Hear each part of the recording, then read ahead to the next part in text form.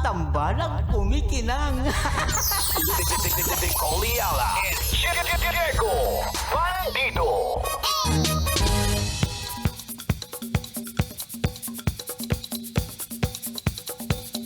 Hey!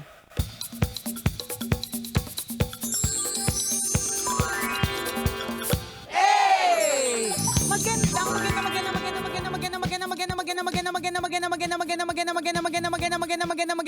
Magandang tanghali.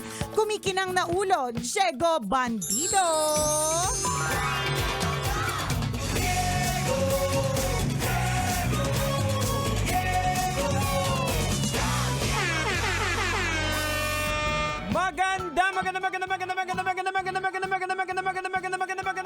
Magandang tanghali! Kumikinang ina!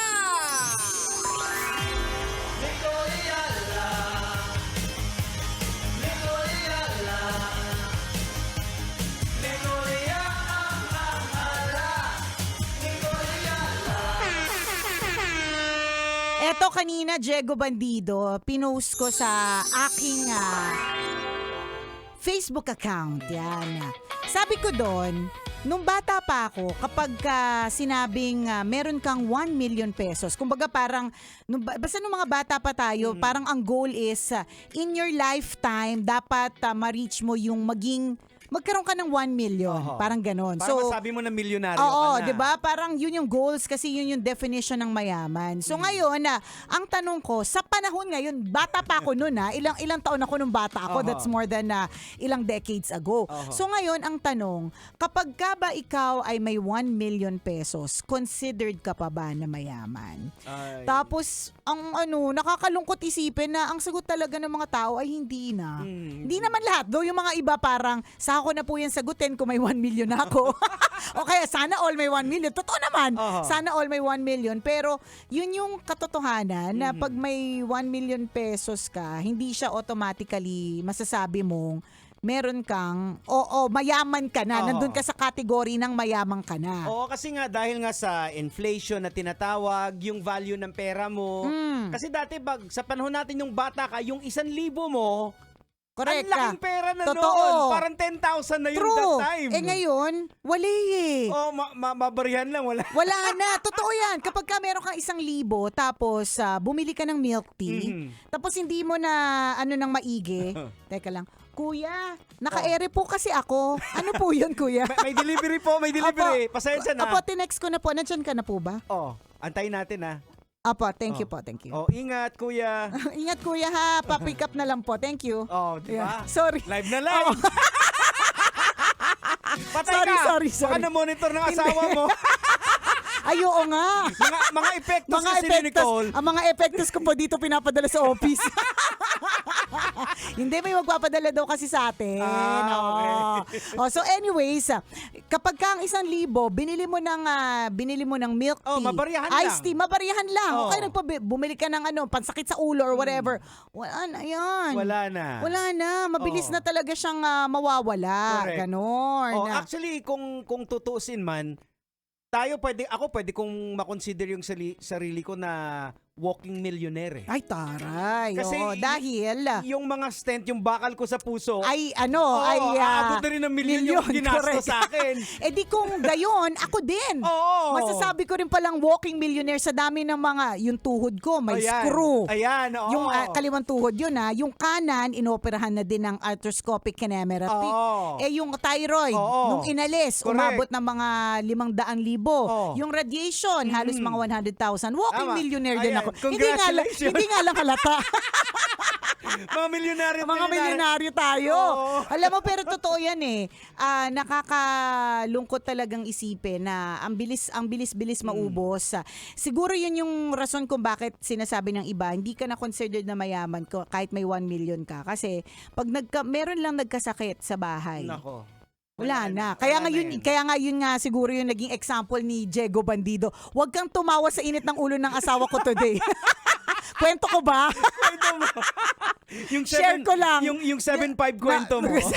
Eto na, 'di ba? Kaya nga talagang hindi naman ako ahente ng insurance. Kaya lang yun yung sinasabi ng mga insurance companies na merong mga health benefits na kahit gaano ka kayaman pag nagkasakit ka, Yes, totoo. uubusin ka talaga niyan Correct. At marami na talaga ako nakita ng ganyan, Jegs, na mayaman sila, nagtrabaho sila other lives, pero dahil nung nagkasakit sila, wala silang insurance or hindi nila napaghandaan lahat or kahit napaghandaan kahit ilang milyon pa yan, mapupunta din sa pagpapagamot. Oo. O eto na nga yung kwentong 7.5 ko. Kahapon, Okay, ito yung sana kung 6.7 kaya kaso nga, hindi. 7.5 talaga, matik So, eto na. O, ito yung isang pagpapaalala sa lahat na wag po kayo masyadong nagdudot-dot-dot-dot ng tenga. Kasi may possibility, mga kabisyo, na maiwan po yung cotton, yung dulo ng cotton buds dun sa tenga. Totoo. Tama. Alam mo, hindi yan nangyari sa akin nung bata ko. Palibasa, ang pangkutkut ko ng tenga, takip ng panda ballpen. Hindi, tsaka naalala ko pa dati, pampatulog ba nga yung balahibo ng manok? Ay, oo, papatulog na duduling-duling pa tayo. Ngayon kasi parang easily accessible na yung mga Yung mga cotton buds, Oo. ganyan. Basta long story short, meron pong akong isa sa mga anak ko na naiwan po yung dulo ng cotton buds sa tenga, Kanino 'di ba? nagmana? Ay nako, edi sa akin. Nakakainis, sabi ko, minsan sinisisi ko yung mga magulang ko kasi wala man lang ako namana sa kanila na kayamanan. Ang namana ko sa kanila, sakit, ganyan. Yung nanay ko, nadidislocate yung tuhod. Tapos, na-realize ko, unfair. Kasi, sana isang araw hindi rin ako sisihin ng anak ko sa namana niyang kutkutenga. Nakakaloka. So anyways, naiwan nga. O Teddy, kailangan namin dinala sa ENT. Di kinuha. Mabilis lang. Mabilis din lumipad yung 7.5. Kaya dun yung sinasabi natin na baka kaya pala hindi ka na considered mayaman kung meron kang 1 milyon. Kasi ang bilis din talaga maubos yan. Hindi nga yan makakabili ng bahay. Sa ngayon Kaya nga 'di ba naalala ko lang yung binanggit mo sa akin nung may nabasa ka atang write-ups o napanood mo na parang tinatanong na ano yung pinaka-safe na sahod na para masasabi mong hindi ka mahirap. True. At nasampal po ako ng kahirapan doon kasi karamihan po ang sinabi dapat at least 6 digits ang ang kinikita nung pamilya. Sabi ko, anong work nila?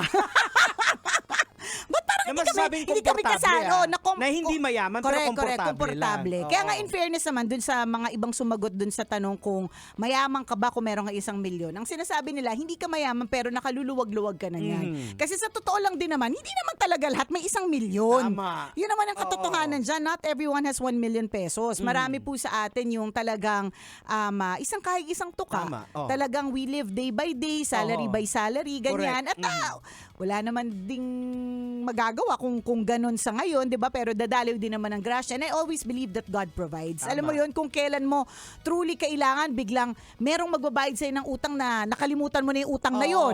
Or merong magbibigay sa'yo ng cheque na unexpected, 'di ba? Laging may mga ganung pa surprises si Lord kasi madrama to si Lord, Marami siyang mga paeklavu. Bibiglain ka lang niya. Totoo ka diyan. Kasi kung minsan yung nakakatuwa kay Lord, yung prayer mo dati na hindi niya binigay during that time, na nakalimutan mo na, tapos biglang magugulat ka, maalala, ay, ito pala yung prayer ko dati. Kaya nga alam mo minsan, may mga moments, aminin na natin, nagtatampo tayo kay Lord dahil hindi niya sinasagot yung mga dasal natin. Pero lagi natin tatandaan na marami din tayo mga dasal. Marami rin tayong natanggap na hindi naman natin dinasal. 'Di ba? Madami din tayong mga ganong klase mga blessings. So laban lang mga kabisyo, kahit wala po tayong milyon. Tama. Okay lang po yan. Ang mahalaga, lumalaban sa buhay. Ang mahalaga, buhay. Alam mo, nung weekend na-realize ko, 1 year na pala simula nung aking total thyroidectomy. And I would say, kaya nga sabi sa akin isang kong kaibigan, dapat hindi na birthday mo yung sineselebrate mo, sabi niya. Dapat ang sineselebrate mo na ngayon is yung pagkaka-opera daw sa aking thyroid kasi parang second life. Yes. Na para bang kahapon lang nangyari, Correct, di ba, kaya nga Jegs? Na para Parang bang kahapon feeling ko nga, lang. under recovery ka pa rin Correct, din. di ba? Yung Oh. mga ganun. Pero hindi, una sa Ang lahat. bilis. Ang bilis. Natatandaan ko pa yung moment na hindi pa ako makapag maganda. Oo. Hindi. Mm. Ginawa ko siya, maganda. Hindi nawala yung boses ko, Oo. pero yung power nawala ng Oo. mga ilang Kasi percent. medyo takot ka na baka Oo, bumuka. baka bigla. bumuka eh, di ba? Ang pangit naman, di ba? Tapos may lumabas na dila. Ang malala kung may dyan na lumabas yung buntot ko.